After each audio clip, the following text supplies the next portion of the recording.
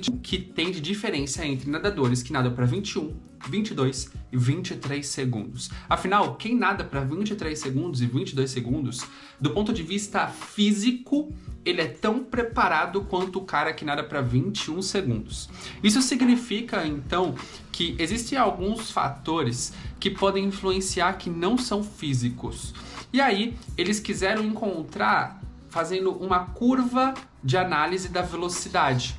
Então, eles dividiram 14 nadadores e dividiram em 3 grupos. Grupo G21, grupo G22 e grupo G23. Analisaram os tempos nas competições e fizeram alguns tiros. E aí eles perceberam que os nadadores que nadam para 21 segundos, eles atingiam a velocidade pico mais alta e por conta disso eles se mantinham mais tempo na curva de prova mais alta de velocidade.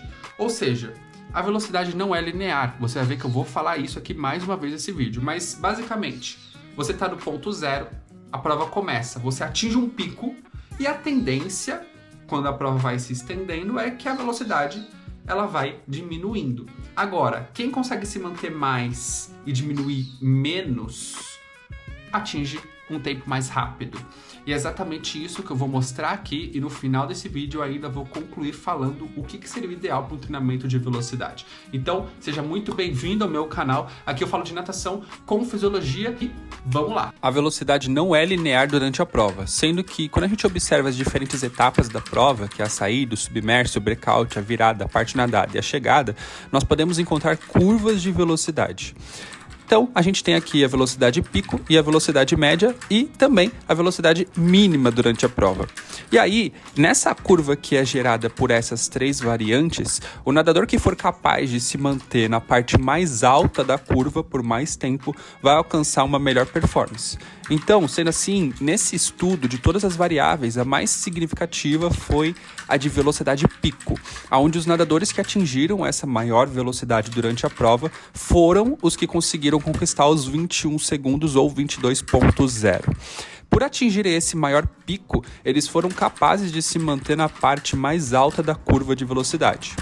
E aí, como consideração final, agora vindo da minha parte, analisando isso daí, em uma prova de 50 metros, o momento de velocidade pico se encontraria na fase inicial, que a gente pode dividir em 5 tópicos. A saída do bloco, a fase aérea inicial, a fase submersa inicial, o breakout e os 15 metros iniciais. Quando a gente começa a analisar os nadadores que completam 50 metros abaixo de 23 segundos, quando separados esses pontos, que eu pontuei aí, a gente entra em um âmbito mais correlacionado à técnica do que à capacidade física em si. Olha só, na primeira fase, que é a saída do bloco, ela é muito relacionada com fatores de tempo de reação. E esse tempo de reação é influenciado por outras coisas, como o seu nível de flexibilidade, mobilidade de quadris e tornozelos, e por fim, a alta capacidade de contrair o seu músculo da mais potente forma possível. Já antes mesmo de tocarmos na água, a gente tem uma fase aérea inicial, que é o pós-salto do bloco. E aí, o que influencia muito essa fase é o ângulo de saída do bloco, que é capaz de trazer uma entrada mais limpa ou não, que pode afetar o seu aproveitamento da velocidade pico. Por exemplo, se um atleta tende a deixar a cabeça desafixada da cervical ou fora da posição de flecha realizada pelos braços, isso seria como um freio na hidrodinâmica. E aí, na fase de contato com a água, você perderia velocidade, o que afetaria a sua velocidade pico. E aí, o mesmo vale também para a posição de entrada dos pés e quadris, que se entrarem ruim ou se você der aquela barrigada na água, você deixar os pés afastados, também vai influenciar a sua velocidade pico.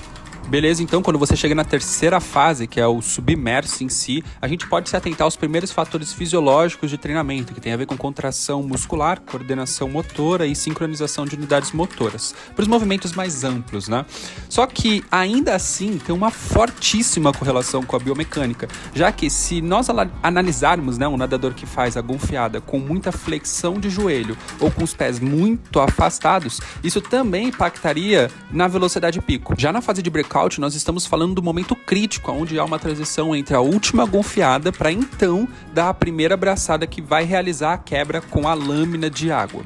Um nadador que tende a iniciar o nado em uma profundidade não ideal ou muito funda pode ter essa fase prejudicada também, sendo mais um fator de influência na velocidade pico de prova. Então que a gente chega efetivamente na parte de nado.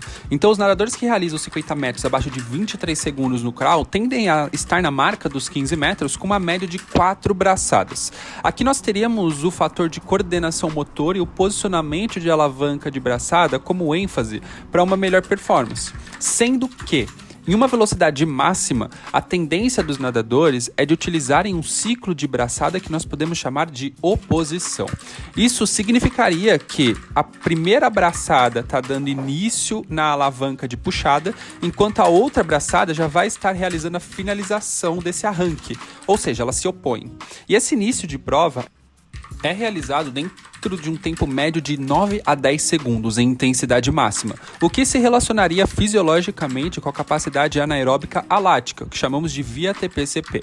No entanto, ao considerarmos a quantidade de fatores técnicos e biomecânicos que podem influenciar na velocidade pico, um treinamento com foco nessa capacidade em si parece ter mais importância em itens técnicos do que fisiológicos. Mas se olharmos por outro ponto de vista também, mesmo quando a gente tentar focar em um treino de velocidade pico recheado de itens técnicos como saídas do bloco, submerso inicial e breakout, isso já seria suficiente também para ativar a ViaTP-CP, que seria a capacidade anaeróbica lática, já que, prioritariamente, esses treinamentos envolveriam tiros de 12 a 15 metros para aplicação da técnica, além de precisarem ser feitos em velocidade máxima. Quando a gente observa um treinamento focado em velocidade, principalmente nos 50 metros, que é o tema desse vídeo aqui e desse estudo que foi feito, a gente tem que dividir o treinamento em duas fases então. Primeiro a gente teria que ter um foco em velocidade pico, que seria o equivalente ao início de prova. Ou seja, os primeiros 15 metros ali, 17 metros, é o que a gente pode considerar como pico de prova. Se a gente começa a analisar na curva dessa prova, a gente perceberia que o pico se manteria até mais ou menos esses 15, 17 metros, e depois ele começa a ter variações um pouquinho para baixo. Por que que isso acontece? Quando você sai do bloco, você tem uma fase aérea. A fase aérea, você tem menos coisa te puxando do que na água. Pensa comigo, se você tá no carro, você já deve ter feito isso alguma vez. Abre a janela e coloca a mão para fora. Quanto mais rápido tiver e você estiver com a mão assim, o vento começa a impulsionar para trás. Isso seria um arrasto. No entanto, se você fizer assim, você não está mais assim, você vai perceber que sua mão passa mais fácil pelo ar ali. Por quê? Tá tendo menos região de contato. E quando você fizer esse mesmo teste na água, pega um palmar e começa a mexer na água. Você vai perceber que isso daí vai ter mais tração, isso vai ter que fazer mais força para se mexer. Diferente se você tirar o palmar e ao invés de você fazer com a mão assim, você coloca a mão de lado e passa na água. Isso vai ter menos contato com a sua mão, região de contato, e passa com mais facilidade. O ar, ele é mais fácil da gente passar o nosso corpo com facilidade do que a água. Então você está saindo do bloco, você está pulando, você vai atingir uma velocidade maior, você vai sair mais longe, sua velocidade pico, então, seria maior nessa fase inicial da prova. Então você começa a nadar e aí sim a gente entra num fator fisiológico de treinamento. Como tem menos fatores biomecânicos para influenciar, como por exemplo a fase aérea, o submerso inicial, o breakout, as primeiras 4 braçadas, a gente entra no fator fisiológico de treinamento que continua em capacidade anaeróbica, mas não é mais a via ATP-CP, que é provida da creatina fosfato para gerar energia. A gente teria aí como uma ênfase a via glicolítica. É a via anaeróbica que utiliza a glicose, os carboidratos, o glicogênio muscular estocado no músculo para gerar energia rápida, ali naquele momento da prova dos 50 metros.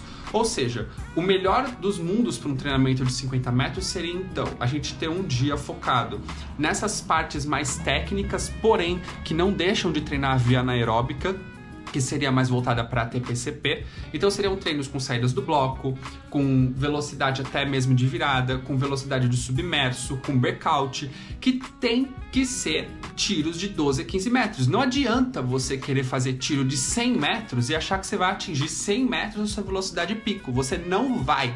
pensa que você está treinando a velocidade pico. Para velocidade pico, você tem que fazer tiro curto, inevitavelmente. Não há discussão nisso aqui.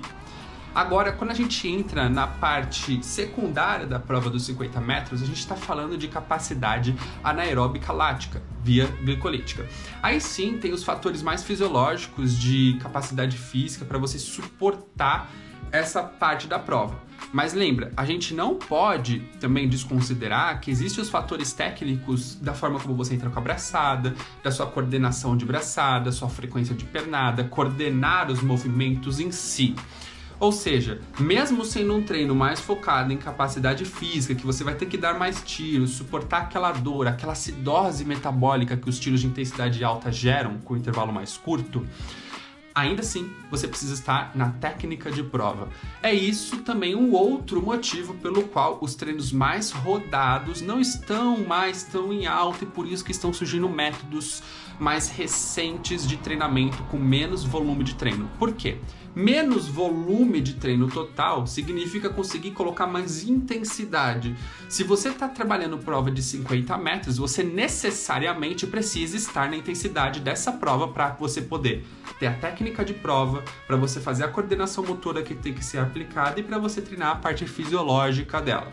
Então, esse foi o vídeo de hoje. Eu quis trazer essa revisão aí desse artigo que eu achei incrível, que inclusive foi feito por brasileiros.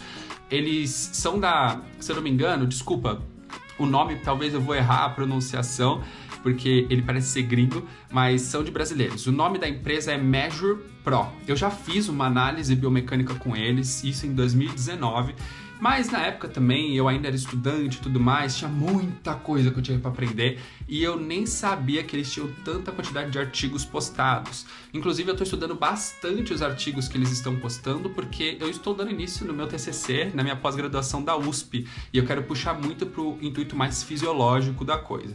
E esses artigos vão me ajudar bastante, então pode esperar que eu vou trazer bastante review de coisas assim aqui nesse canal. Se você curtiu, comenta aqui o que você achou, o que você acha que seria ideal para um treinamento de velocidade, principalmente no pico de prova, que seria o início de prova. Então, se você chegou e curtiu até aqui, por favor, deixa o like aqui nesse vídeo porque me ajuda demais nessa rede social e não deixa de me seguir nas outras redes sociais. Valeu! E se você quiser um treinamento focado em capacidade anaeróbica, na descrição desse vídeo tem uma lista de 25 treinos onde eu mesmo preparei e eu mesmo aplico em mim mesmo e nos meus atletas para competir provas de 50, 100 e até 200 metros. Valeu, até mais, tchau!